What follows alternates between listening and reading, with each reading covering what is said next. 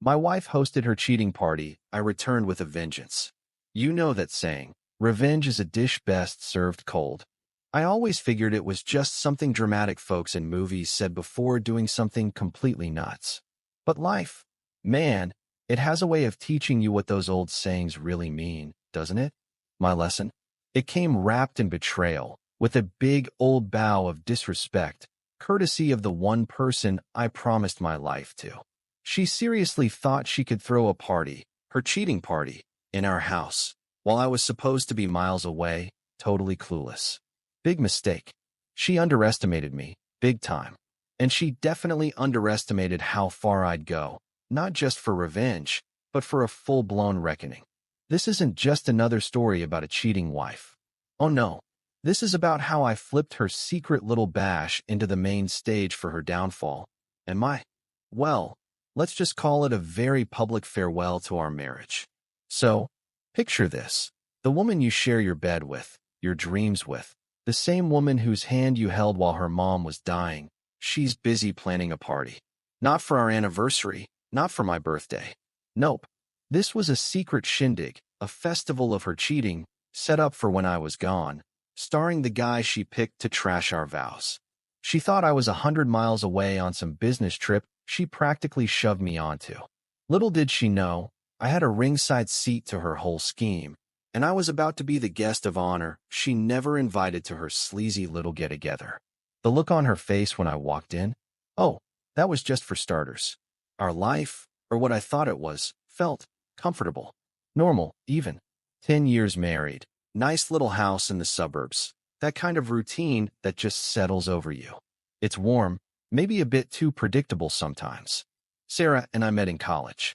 It was a whirlwind romance that, like a lot of them, grew into a steady kind of companionship. We had our friends, our jobs. I was a software developer. She was in marketing, and what I figured was the same dream for the future. Looking back, though, the signs were there. They always are, right? Tiny little cracks in what I thought was a rock-solid marriage.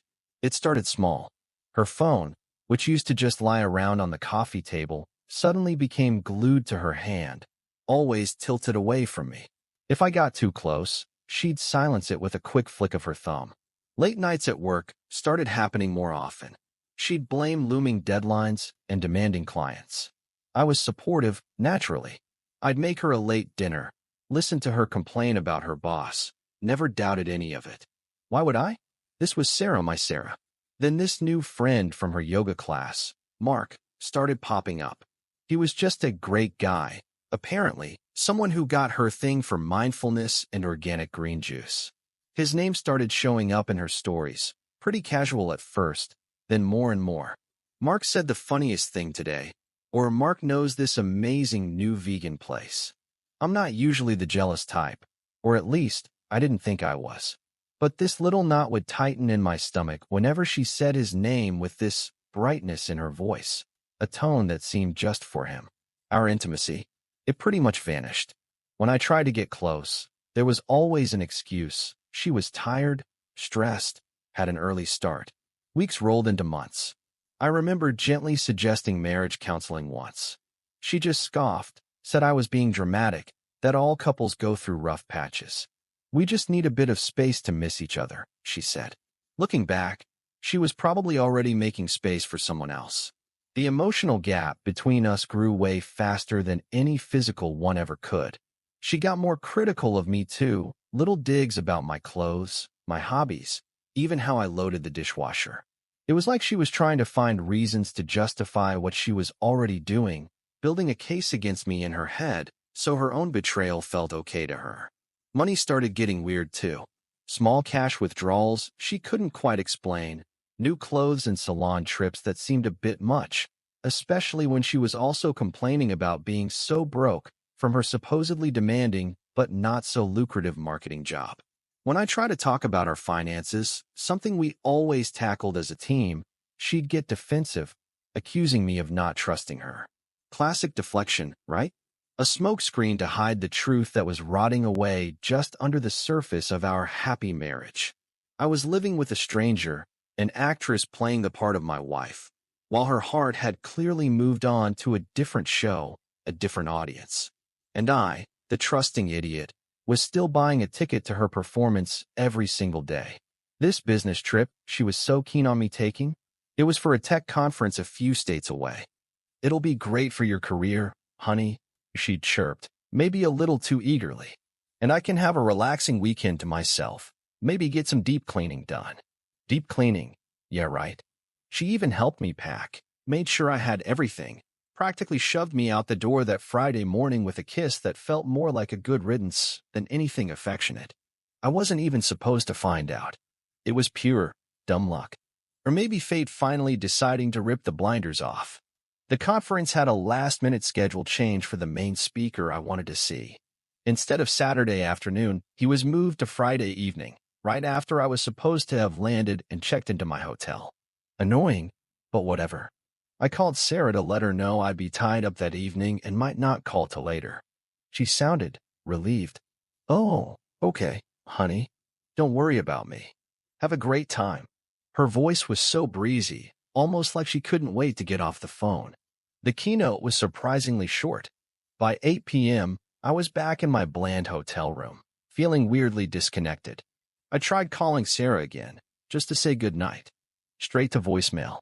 Tried again. Voicemail. That was weird. She always answered, or at least texted back fast. A little sliver of unease started to creep in.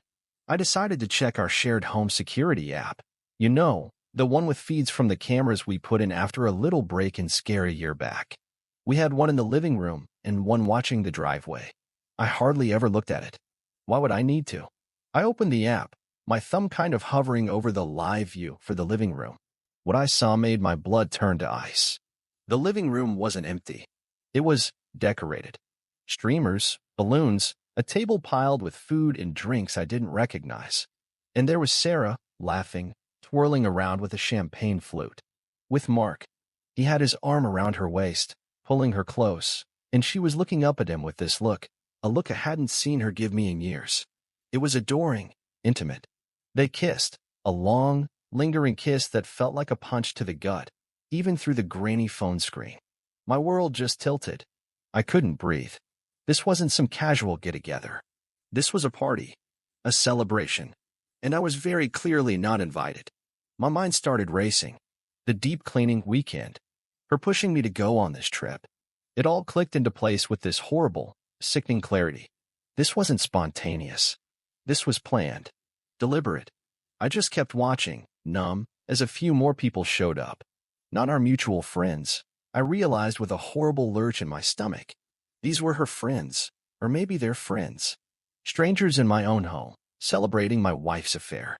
The camera had audio, a bit muffled, but I could hear bits of conversation. To Sarah and Mark, someone toasted. My stomach churned. Sarah giggled, a sound that now seemed so foreign and cruel. Mark raised his glass, his eyes locked on her. The shock started to wear off, replaced by this white-hot rage, a fury so intense it nearly choked me. How could she? In our home? The place we'd built our life, said our vows, slept next to each other? It felt like she was spitting on everything. For a second, I just wanted to smash something, to scream. I thought about calling her right then, confronting her over the phone. But what would that get me? Denial? A screaming match across state lines while she was surrounded by her new cheering section? No, that wasn't enough. Not nearly enough for this kind of betrayal. A cold, hard resolve started to form in the middle of all that emotional wreckage. If she wanted a party to celebrate her deceit, then she was going to get one she'd never, ever forget. And I was going to deliver the grand finale. The conference, my career, all of it just faded away. There was only one place I needed to be. That flight back was the longest 5 hours of my entire life. Every single minute was a new wave of anger, betrayal, and this growing, chilling sense of purpose. I didn't sleep. I just stared out the window at the darkness, my mind racing with different scenarios. My first instinct, pure adrenaline, was just to burst in, scream, make a huge scene. But as that first inferno of rage started to cool down just a bit, a more calculated idea began to form. She deserved more than just a shouting match. She deserved to have her lies totally exposed, to feel even a tiny bit of the humiliation she was so casually throwing my way. I landed just after 2 a.m. I didn't go home, not right away. I checked into one of those anonymous motels near the airport, kind with flickering neon signs and that faint smell of old cigarettes. I needed a few hours to think, to polish my plan. My revenge couldn't just be an emotional outburst. It had to be memorable. It had to completely tear down the fake reality she'd built so carefully. I replayed the security footage over and over, studying how they acted, the guests, the vibe. It was crystal clear this wasn't just some casual fling. This was a full-blown relationship they were showing off, at least to their new crowd. The nerve of it was astounding. I thought about all those classic revenge stories. Selling his stuff at a yard sale? Dumping manure in her car? Tempting, especially the manure, but not public enough. Not big enough for this particular betrayal. No, this had to go down at the party. Her stage. Her audience. My mind drifted to stories I'd vaguely heard, those tales of public showdowns. The husband who outed his wife's affair with a PowerPoint at her own birthday party. That guy seemed to have the right idea, that mix of personal history and public shaming. That hit home. I didn't have a PowerPoint, but I had something even better, the truth, and the absolute element of surprise. The plan started coming together. Sarah had told me she was planning a quiet weekend, maybe a spa day on Sunday. She clearly expected me back Sunday evening, totally in the dark. The party was obviously supposed to be long over by then. I checked the security feed again. It was still going, though starting to wind down a bit as it got close to 3 a.m. Perfect. They'd be tired, their guard down, still buzzing from their secret party. My strategy wasn't going to be about violence or screaming, at least not at first.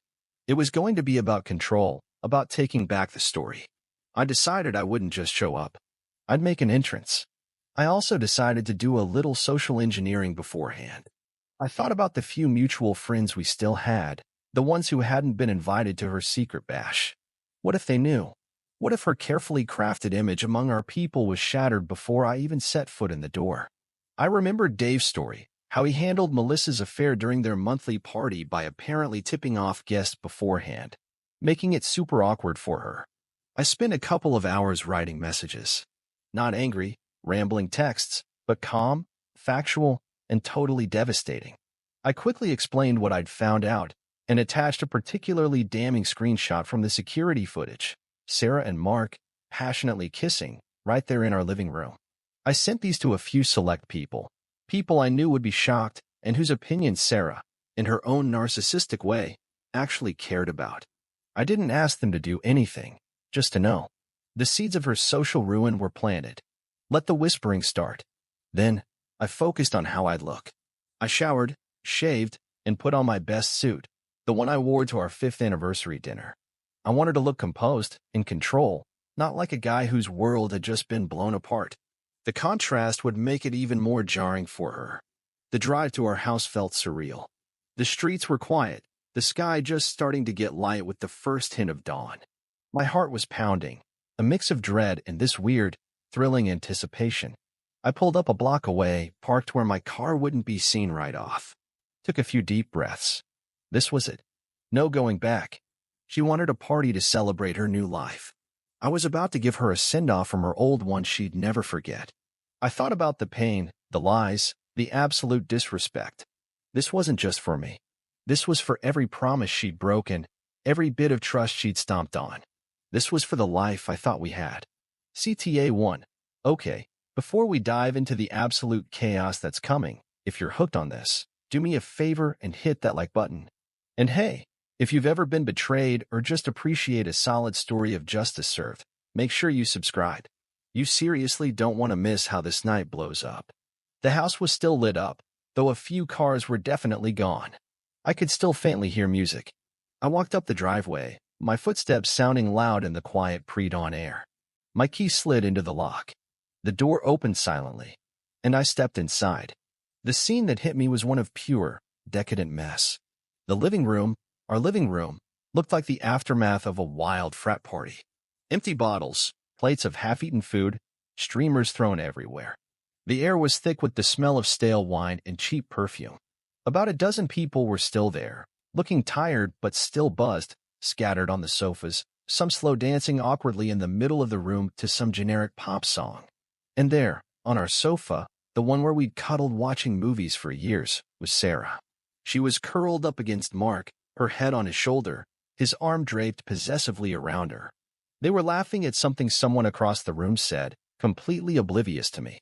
Her hair was a mess, her makeup a little smudged, and she had that blissfully unaware look of someone totally lost in their own little world. A world built on my pain. I stood there for a moment, just inside the doorway, letting the image burn itself into my brain. Nobody noticed me at first. They were too wrapped up in their party, too comfortable in their shared lies. The music pulsed, like a mocking soundtrack to my arrival. Then, I cleared my throat. Not loudly, just enough. One of her friends, a blonde woman I didn't recognize, looked up. Her eyes widened a bit as she registered a stranger. She nudged the person next to her. Slowly, like a ripple, awareness spread through the room. Conversations died down. The music suddenly seemed way too loud. Sarah was one of the last to see me. Mark spotted me first. His smile froze, his eyes darting from me to Sarah with this dawning horror. He tensed up, his arm tightening around her. She felt him shift and looked up at him, confused, then followed his gaze towards the doorway. Her eyes met mine. The color just drained from her face. I mean, completely. It was like watching a statue turn to ash. Her mouth fell open, a silent oh of pure disbelief. The champagne flute she was holding slipped from her fingers and shattered on the hardwood floor. The sound was unnaturally loud in the sudden, heavy silence. Nobody moved. Nobody spoke. It was like I'd hit a universal pause button. "Well, hello everyone," I said, my voice calm, almost dangerously so. I even managed a small, polite smile. "Sorry I'm late for this celebration. Sarah, darling, you didn't tell me we were having company. Or is this a surprise party for me?" How thoughtful. Sarah just stared, totally speechless, her face a mask of terror and guilt. Mark looked like he wished the ground would just swallow him whole. He started to get up, to say something, but I held up a hand. "Please, don't get up on my account, Mark," I said, my voice dripping with fake politeness. "Make yourself comfortable. You already seem quite at home, don't you? On my sofa, with my wife." A nervous laugh went through some of the guests. Others just looked incredibly uncomfortable, their eyes darting between me, Sarah, and Mark. They knew. They had to know this was bad. What are you doing here?" Sarah finally managed to whisper, her voice trembling. "You're supposed to be. Supposed to be 100 miles away?" I finished for her, taking a slow step into the room. "Yes, I know. That was the plan, wasn't it? Your plan. So you could have your... What exactly is this, Sarah? A coming out party for your new relationship? In our home? With our things? While I'm gone, working to support the life you're so happily destroying." My voice was rising a little with each question, but I kept it controlled. I wasn't shouting. Not yet. The quiet threat was way more effective. "Now, listen, mate." Mark started, finally finding his voice, trying to sound tough. He stood up, trying to put himself between me and Sarah. "No, you listen, Mark," I said, my eyes locking onto his. "You're a guest here. An uninvited one, in my book, but a guest nonetheless at her party. So for now, you'll stay quiet. Your turn will come." He visibly flinched. I turned my attention back to Sarah, who was actually trembling now, tears welling up in her eyes. "Don't you dare cry, Sarah," I said, my voice like ice. "Save those tears for someone who might believe them. You've spent them all on lies." I walked further into the room, towards the coffee table covered in their party mess. I picked up a framed photo. It was of Sarah and me on our wedding day, smiling, totally ignorant of this future. "Remember this day, Sarah?" I asked, holding it up for her and her guests to see. "We made vows. In sickness and in health, for richer or poorer, forsaking all others. Do those words mean anything to you anymore? Or were they just part of the script you've been playing for the last 10 years? She flinched like I'd hit her. "Please," she choked out. "Not here. Not like this." "Oh, not here? Not like this?" I echoed, a humorless laugh escaping me. "Where, then, Sarah? And how? Did you have a preferred way for me to find out about your betrayal? Maybe an anonymous note? Or were you just hoping I'd stay stupid and oblivious forever while you and Mark here?" I gestured dismissively at him. "Built your little love nest on the ashes of our marriage." I could see the guests exchanging horrified glances. Some started to quietly grab their things, clearly desperate to get out of the drama. Good. Let them. Let them spread the story of Sarah's spectacular flameout. You know, I continued, talking to the room now, Sarah was so insistent I go on this business trip.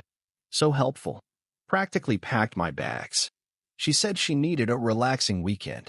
Looks like you all helped her relax. Did you all know you were celebrating the destruction of a marriage?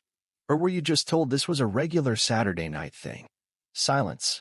A few people looked down, ashamed. Others just stared, totally mesmerized by the train wreck. This isn't just any party, is it?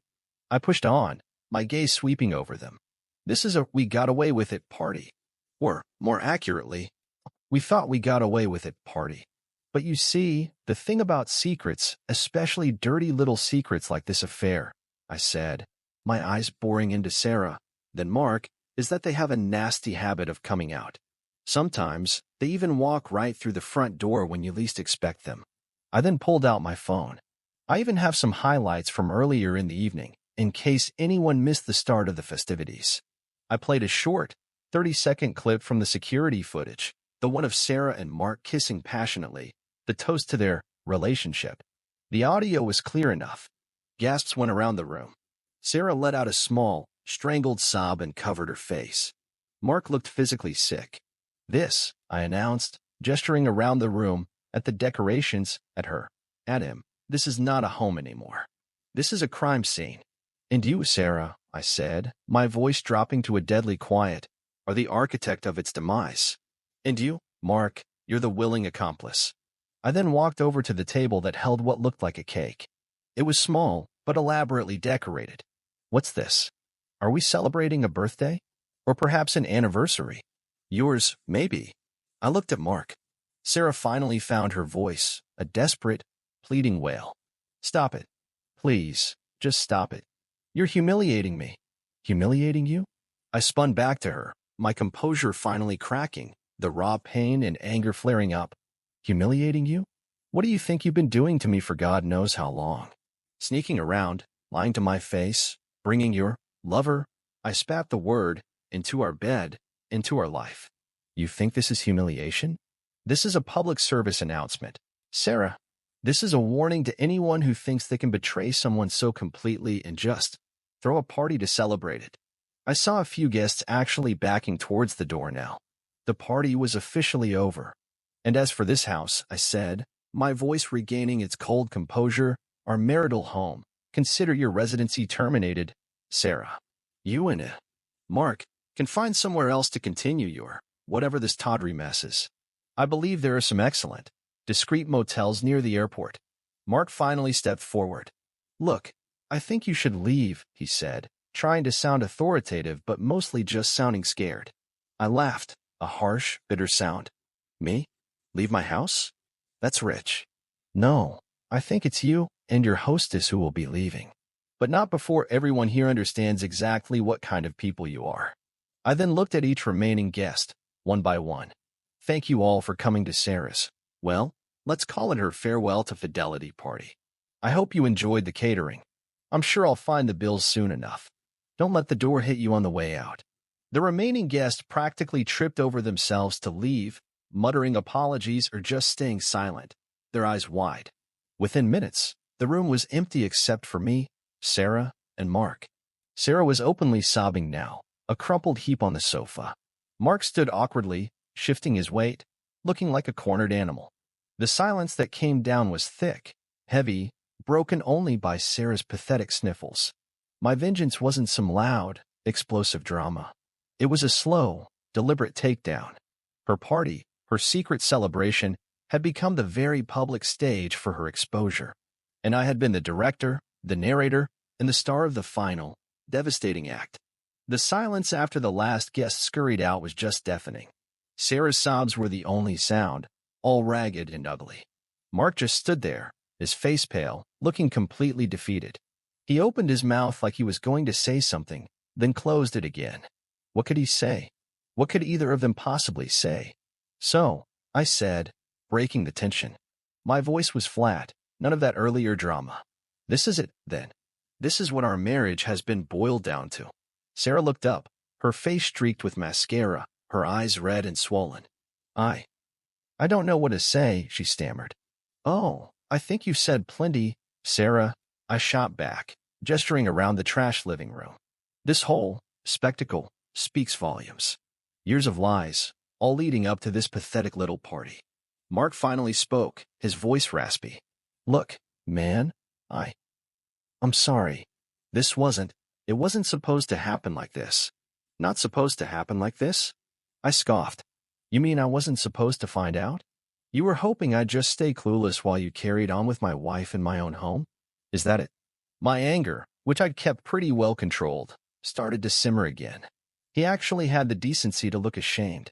No, it's complicated. Complicated? I let out a bitter laugh. No, Mark, it's actually pretty simple. You're sleeping with another man's wife. She's cheating on her husband. There's nothing complicated about betrayal. It's as old and as ugly as time itself. Sarah pushed herself up from the sofa. He's right, she whispered, looking at Mark. There's no excuse. I messed up. I messed everything up. You think? I said, sarcasm dripping from my voice. That's quite the understatement, Sarah. You didn't just mess up. You detonated a bomb in the middle of our life. Our shared life. Or what I thought was our shared life. I walked over to the window and looked out at the sky, which was slowly getting lighter. Dawn was breaking on a new, awful reality. I want you both out, I said, my back still to them. Now, get your things, whatever you brought with you for your little weekend getaway, Mark, and get out of my house. Our house, Sarah corrected, weakly. I spun around to face her, my expression hardening. No, Sarah, not anymore. You gave up your right to call this our house the second you decided to host your adultery festival here. You can talk to my lawyer about your share of the assets. But tonight, you leave. Tears streamed down her face again. Where am I supposed to go? Honestly, Sarah, I said, this bone-deep weariness starting to replace some of the anger. I really don't care. You made your bed with him. I gestured towards Mark. Now you can lie in it. Or find a new one. Together. Mark put a hesitant hand on Sarah's shoulder. Come on, Sarah. Let's go. She looked from him to me, her eyes filled with this mix of despair, regret, and maybe, just maybe, a tiny flicker of the shame she so deserved. She didn't argue anymore. Slowly, like two scolded kids, they started to gather their stuff. Mark had a small overnight bag. Sarah just grabbed her purse and a light jacket. The grand affair was reduced to this pathetic, quiet exit. Watching them leave felt kind of anticlimactic. The rage had fueled me through the confrontation, but now, in the quiet aftermath, this profound emptiness started to creep in. There was no triumph, no real satisfaction, just a hollow ache where my marriage used to be. The vengeance had been served. The public humiliation was complete, but the win felt empty. As they reached the door, Sarah paused and turned back to me. I truly am sorry, she said, her voice barely a whisper. For everything. I just looked at her, my face unreadable. Goodbye, Sarah. They left. The door clicked shut behind them, another sound that seemed way too loud in the sudden stillness. I was alone. Alone in the wreckage of my home, in the wreckage of my life. The party was over. The guests were gone. My wife was gone. I sank down onto the sofa, the same sofa where she'd been curled up with him just an hour before, and finally let all the emotions I'd been holding back just wash over me. It wasn't anger anymore. It was this deep, gut-wrenching grief. Grief for the woman I thought I knew, for the love I thought we shared, for the future that had been stolen from me, not by some thief in the night, but by the person I'd trusted most in the whole world. The vengeance was done, but the pain? That was just getting started. That night changed everything. If you want to hear how author picked up the pieces and what happened next, make sure you're subscribed and have those notifications turned on. And I'm curious, what would you have done in this situation? Let me know in the comments below. The days and weeks that followed were a blur of lawyers, paperwork, and the incredibly painful process of untangling 10 years of a shared life. The house, which once felt like our sanctuary, now just felt tainted, haunted by the ghosts of her betrayal. Every room held memories, And now those memories were all smeared with the ugly truth of her affair and the drama of that night. I decided to sell it. I couldn't stay there. I needed a fresh start, a clean break from the place that had become the stage for so much misery. The divorce was surprisingly fast. Sarah didn't really fight much. Maybe the public way it all came out just stripped away any fight she had left. Or maybe, deep down, she knew she didn't deserve anything. We only talked through our lawyers. I heard through the grapevine that she and Mark were still together, trying to make it work. I felt nothing about that news. Not anger, not sadness, just a kind of distant indifference. Their story wasn't my problem anymore. The friends I had messaged before the party, the ones who knew the truth, really rallied around me. Their support was a lifeline in those first dark days. Some of Sarah's friends, the ones who were actually at the party, even reached out to apologize, not for her, but for their own clueless part in it. It was a small thing, but it meant something. It showed that not everyone was blind to the lines that had been crossed. Was the revenge worth it? That's a question I've asked myself a lot. Right after it happened, standing in that trashed living room, there was this grim satisfaction, a feeling that justice had been served, even if it was in a super theatrical way. She'd planned a party to celebrate her lies, and I'd turned it into her public unmasking. There was a certain brutal poetry to that. It wasn't exactly a healthy response, not by the book. Experts would probably say to focus on self-improvement, set boundaries, channel that energy into personal growth. And yeah, eventually, I did get to that. But in that raw moment of discovery, the need for her to get the depth of her betrayal, for her to face real, tangible consequences in front of other people, felt absolutely necessary. It didn't magically heal the wound, of course. Public humiliation is messy and complicated. It didn't bring back the woman I thought I'd married. It didn't erase the lies or the pain. But it did give me a sense of closure, a feeling that I hadn't just passively taken the injustice. I had fought back, on my own terms, using her own stage against her. There was a certain power in that, a reclaiming of my own story. Slowly, very slowly, I started to rebuild. Selling the house was the first big step. I moved into a smaller apartment in a different part of town, a place with no shared memories, no ghosts in the closets. I threw myself into work, into hobbies I'd let slide. I reconnected with old friends, made new ones. I started working out, eating healthier, not for revenge, but for me. I learned to cook, something Sarah had always done. Little by little, I started to carve out a new identity, one that wasn't just Sarah's husband, or the guy who got cheated on. There were good days and bad days. Days when the anger would just flare up out of nowhere. Days when this profound sadness would just settle over me. But gradually, the good days started to outnumber the bad. I learned that healing isn't a straight line. It's messy, with setbacks and small wins. I even went to therapy for a while. Talking about it, picking apart the emotions, understanding what really happened, was incredibly helpful. It helped me process the grief and to see that her choices were about her, her flaws, her unhappiness, not some reflection of my worth. It's been a couple of years now. I wouldn't say I'm completely over it. A betrayal like that leaves scars. But the scars are fading. They're a reminder of what happened, but they don't define me anymore. I'm dating again, cautiously. I'm probably more guarded, but not completely closed off to the idea of finding happiness with someone new. I learned the importance of red flags, of open communication, of trusting my gut. Sometimes, I wonder what Sarah is doing, if she's happy. But the thought doesn't last long. Her chapter in my life is closed, slammed shut on the night of her disastrous party. My revenge wasn't just about exposing her. It was about me taking back control, drawing a line in the sand, and saying, no more. This is where your deceit ends, and my new life begins. And in the end, living well, truly living well, and finding my own peace has been the best and most lasting kind of vengeance. The party was just the very loud, very necessary exclamation point at the end of a very painful sentence. The rest of the book, my book, is still being written, and it's looking a hell of a lot brighter. What you think about this story? Write in the comment your opinion. On my channel, you can watch other revenge or cheating stories.